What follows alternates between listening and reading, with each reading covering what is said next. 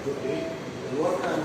Jadi sebenarnya sudah ada, sekarang tinggal di kami Sekarang belum, dulu ini kapan sudah ada persetujuan dari kehutanan, arsitek kehutanan.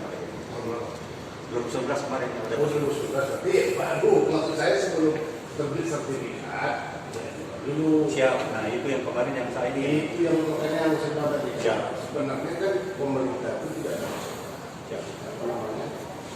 Karena banyaknya sekarang yang masuk di hutan Mapongga, di hutan produksi Mapongga. Tetapi satu sisi ya memang agak susah karena sebagian juga memang sudah punya sertifikat.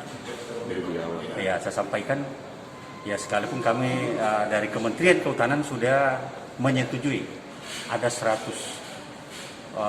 hektar yang akan dikeluarkan karena sudah di situ sudah ada pemukiman, juga di sana sudah ada lahan perkebunan, termasuk jalan akses bandara dan ada beberapa fasilitas-fasilitas umum yang akan kita bangun. Antara lain ya untuk Makodim,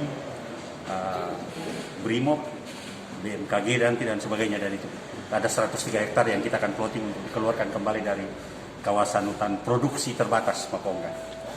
Ya. Terus apa lagi?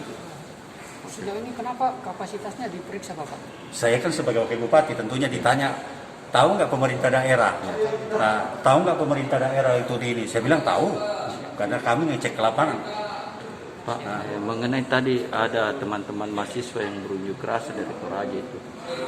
Mereka katakan